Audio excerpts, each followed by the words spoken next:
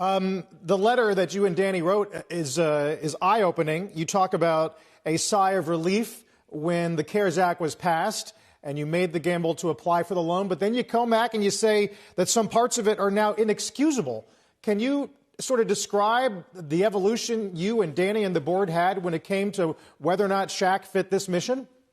You bet, Carl. Look, I think you got to go back to the premise that what we've all learned in this is there is no restaurant, there is no business that is unsinkable. Not Shake Shack, not your favorite pizza shop or coffee shop or mom and pop.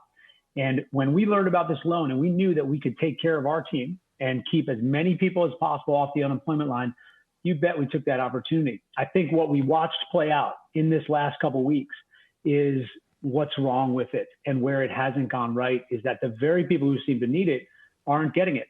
I don't think any company like ours understood that that was part of this. And as soon as we did understand that, and we had the opportunity to take care of our company for the long term, we have other access to capital. We did that. And I'll give you a perfect example. I was just texting with a buddy of mine in Seattle who owns 3 small restaurants, who has applied for this loan and hasn't gotten it yet. The reason we are doing this is returning our $10 million so guys like him can get the money that they need, and so that this industry can rise together. And we have to do this together. We're all in this thing together. And that's our goal. And in the meantime, Shake Shack's fortunate. We're a public company. We've been able to do a capital raise. We've ensured our long-term stability. And now it's time for us to help our friends in the industry do the same. Mnuchin tweeted about it this morning, as you probably know by now. It's unclear to us whether or not the money itself can be reallocated short of Congress passing an expansion of funding. Do you have any clarity on that? Well, our understanding is that by giving it back, which we'll do, it will go back into the pot. And our hope, and we've done this and we've talked to everyone we can about this, is that it goes to those most in need. And if you look at our letter and the things we said, our goal is to just bring more awareness to, hey, this was a great thing. Let's make the next one a lot better, and let's get it in the hands of the people who need it most. And we got to fix some things in the way this has played out so that those people can get it. In the meantime, look, our guys, our employees are out there taking care of our communities, taking care of each other, trying to be safe. And they are no less valuable than anyone else's employees. And our goal has always been to take care of them for the long term. And I hope that our role in this can be to give our $10 million back to others, and hope that the next round of this program is really good and really gets to the heart of what this country needs, which is that all of us, small and big, can rise up again and get back to business when the time is right. Randy, it's Sarah, and it's great that you came around to this. I just don't understand why you went there to begin with. I mean, you're a $1.7 billion market cap company with more than $100 million in cash reserves. Why did you think that you wanted to qualify for a small business loan to begin with? You obviously had other ways of tapping the market as a major public company.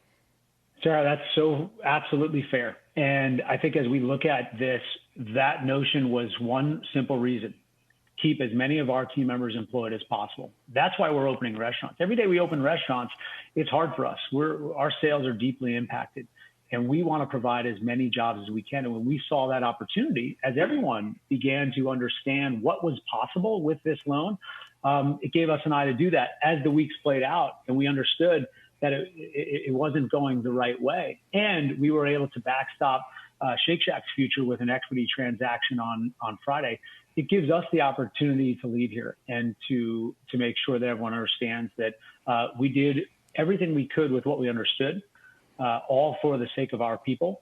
And none of us know where this goes. None of us knows how long this lasts. And all of us as business leaders have an opportunity and a responsibility to take care of our teams so that we can withstand this no matter the tenure. And for us, we hope that we can do that. And, you know, the good news, we've started to unfurlough our employees. We actually announced to our team yesterday, we're giving a 10% raise to all of our hourly team members and guaranteeing a 10% bonus to all of our managers in the Shacks during this upcoming quarter, regardless of where their sales fall. And that's now we're in a position to do that, and we're proud to do that for our teams. Hey, Randy, it's David. Shake Shack would seem to fall into as well the parameters for the Fed's Main Street lending program. I think, right? I mean, fewer than 10,000 workers, revenues of, I don't know, less than $2.5 billion. Is that something that you're interested in or that you potentially would try to access?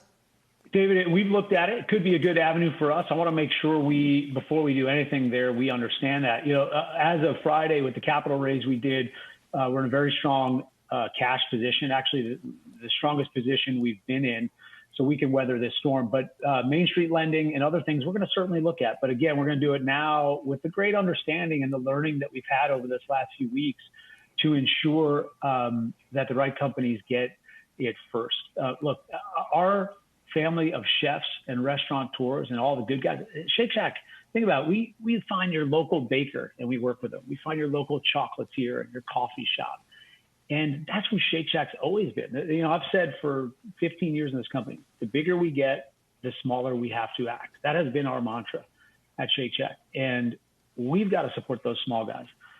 So we'll see. We're going to keep looking at all opportunities. We got to get through this tough time and we got to position ourselves with strength coming out of it.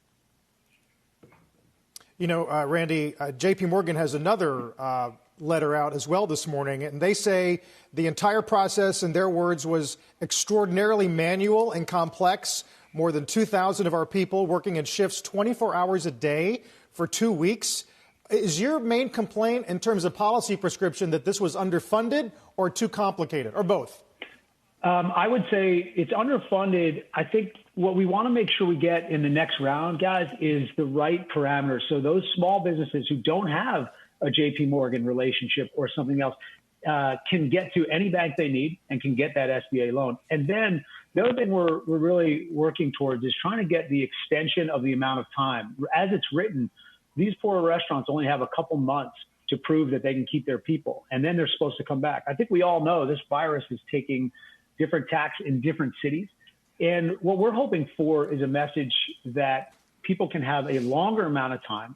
We think it's a minimum of 6 months at least for these companies to be able to get their people back and get back to normalcy after the cities have said it's safe to reopen.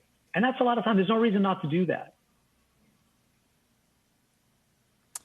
It's a heck of a move, Randy, getting talked about a lot today. And thanks for coming on and clarifying the letter, which people should also read. We'll see you soon. Thanks, guys. We're in this together, and I appreciate all your support. Take care.